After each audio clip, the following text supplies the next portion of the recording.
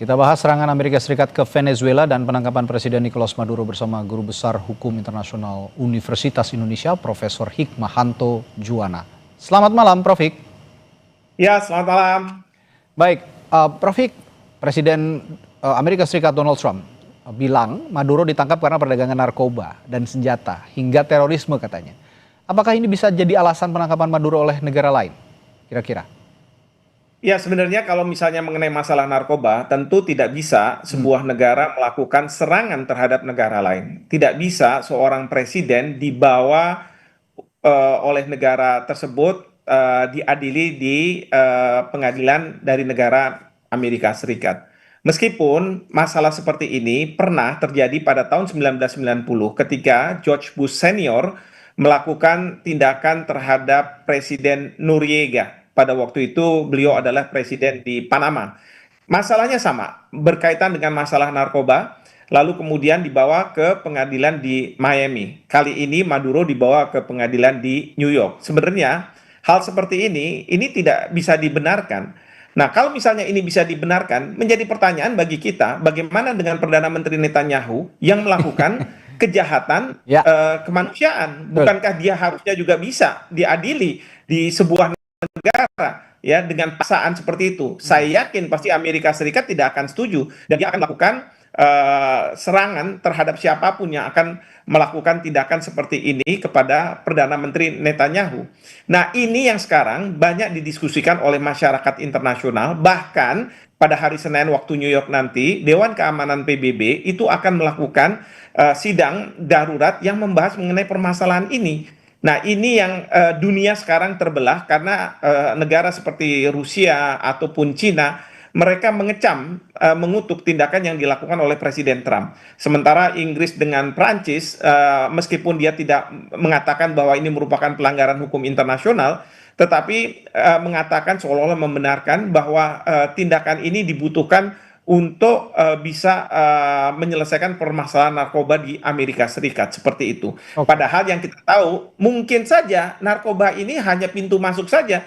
Sama seperti Israel mengatakan bahwa serangan yang dilakukan oleh Hamas. Hamas pada tanggal 7 Oktober itu sebagai pintu masuk saja, tapi kan ujungnya adalah bagaimana Gaza itu keluar orang-orang Palestina sehingga bisa dikuasai oleh Israel. Nah, ini yang dilakukan oleh Amerika Serikat juga karena Presiden Trump sudah dengan secara tegas mengatakan bahwa dia akan mengundang perusahaan Amerika, perminyakan Amerika terbesar, lalu kemudian memasukkan dana Ya. ke sana, dan ujung-ujungnya kan adalah nantinya minyak itu akan dijual ke Amerika Serikat. Nah, permasalahan dan kesalahan dari Presiden Trump adalah dia tidak memunculkan yang disebut sebagai puppet government, ya, pemerintahan boneka yang sebenarnya adalah orang-orang setempat yang dimanfaatkan oleh Amerika Serikat. Tetapi Amerika Serikat, Presiden Trump sendiri mengatakan bahwa saya sendiri yang akan memerintah, katakanlah Venezuela. Mana mungkin dalam konteks hukum internasional,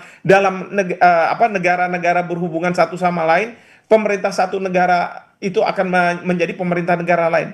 Pada masa lalu memang bisa, seperti Ya. pada waktu Jepang kalah perang, maka ada pendudukan pemerintahan yang dilakukan oleh Amerika Serikat seperti itu. Oke, ini menarik. Kalau Anda tadi sudah menyinggung ada masalah ekonomi dalam hal ini minyak ya, yang dikuasai oleh Amerika, yang ingin dikuasai oleh Amerika Serikat. Dan for the record bahwa Venezuela ini punya cadangan minyak terbesar di dunia ternyata. Padahal negaranya tidak terlalu besar karena sekarang ada serangan ini, barulah terungkap bahwa Venezuela ini punya cadangan minyak terbesar. Largest oil deposit on the planet. Ada 303 miliar barel, bahkan di atas Arab Saudi, Iran, dan juga Kanada kalau saya lihat. Nah, apakah ini juga mengafirmasi penangkapan ini bahwa ada motif lain terlebih untuk kepentingan ekonomi menguasai minyak? Kita langsung tegaskan saja di sini, Pak Prof. Hik. Ya, bisa jadi seperti itu, dan seperti tadi saya katakan Presiden Trump sudah secara terbuka mengatakan bahwa akan ada perusahaan minyak Amerika Serikat yang diundang oleh dia untuk menginvestasikan dana sehingga menurut dia bahwa nanti hasilnya akan untuk rakyat Venezuela. Padahal kan sebenarnya hasilnya itu kan nggak langsung minyak itu kemudian menjadi uang, Oke. harus dijual. Nah, pertanyaan dijualnya ke siapa? Ya tentu ke perusahaan, ke Amerika Serikat. pada saat sekarang ini kan Amerika Serikat membutuhkan minyak sama seperti Uni Eropa. Kalau misalnya Rusia masih berperang dengan Ukraina, memangnya dari mana Uni Eropa itu akan mendapatkan pasokan minyak itu? Ya memang ada dari Timur Tengah, tapi itu akan mahal ketimbang katakanlah dari Rusia seperti itu. Mhm, mhm. Ya, langsung saja saya tanyakan, dampak terhadap Indonesia bahwa pada saat perang Rusia Ukraina juga ada dampak yang terasa di global gitu ya. Gandum segala macam menjadi sulit dan naik harganya. Nah, kalau sekarang dengan serangan Amerika ke Venezuela, dampak yang paling terasa di Indonesia yang harus juga diwaspadai, mengingat Indonesia juga punya cadangan energi melimpah juga nih.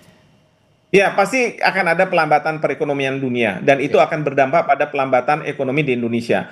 Kedua, tentu mengenai masalah pasokan migas. Kalau misalnya pemerintah tidak berani membeli dari Rusia dengan harga yang murah karena diminta oleh negara-negara Uni Eropa menjaga moral dan lain sebagainya, maka kita akan membeli dari luar negeri dengan harga yang lebih mahal. Artinya apa? Pemerintah harus mensubsidi lebih besar lagi. Karena kita tahu bahwa banyak BBM yang mengalir ke rakyat, terutama bagi mereka kelas menengah ke bawah, itu adalah subsidi. Jadi pemerintah akan membayar lebih besar lagi. Nah, kita tidak tahu APBN kita apakah mampu atau tidak melakukan ini. Dan kemudian juga yang penting juga adalah bagaimana peluang untuk membuka lapangan pekerjaan di tengah-tengah kondisi geopolitik yang seperti ini.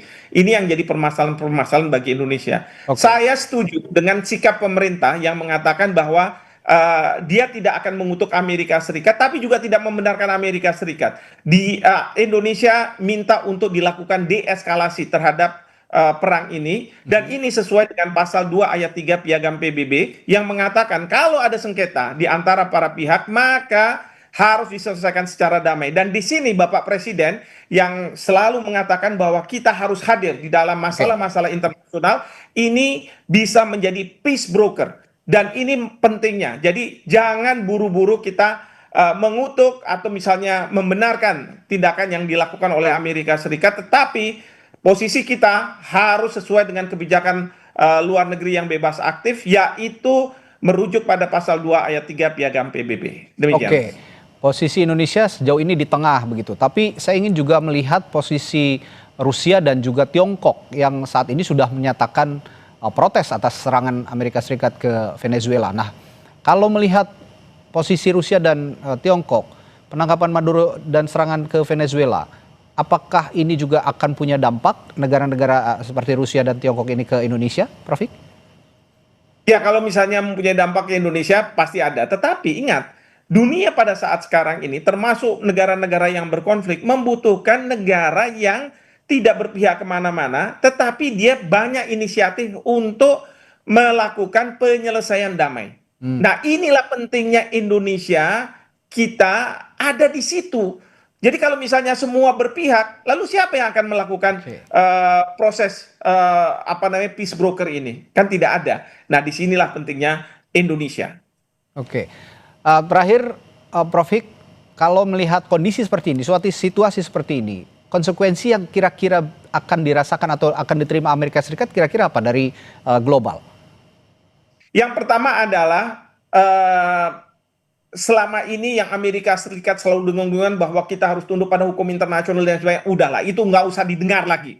Saya paling benci kalau misalnya rakyat kita, pemerintah kita, pejabat kita mengagung-agungkan Amerika Serikat, kampiun ini, kampiun itu, tidak ada lagi. Satu itu. Yang kedua adalah Amerika Serikat sekarang ini pada posisi yang sebenarnya bisa membuka perang dunia ketiga. Karena apa? Karena negara seperti Rusia, Cina, mereka juga khawatir jangan-jangan Amerika Serikat akan melakukan hal yang sama terhadap Taiwan, terhadap Cina nih. Jangan-jangan Amerika Serikat melakukan hal yang sama terhadap Ukraina. Jadi mereka-mereka ini akan bersikap tegas. Nah, oleh karena itu di sini yang saya khawatirkan sekali adalah perang dunia ketiga ini bukannya tidak mungkin akan terjadi begitu. Kalau tidak ada deeskalasi konflik antar negara-negara yang terlibat seperti itu, Mas. Baik. Terima kasih analisisnya, Guru Besar Hukum Internasional Universitas Indonesia, Profesor Hikmahanto Juwana di Sapa Indonesia Malam. Sampai ketemu lagi, Prof Hik, sehat selalu. Baik, terima kasih. Saudara, warga di Temanggung terpaksa memutar jalan hingga belasan kilometer akibat jalan terputus.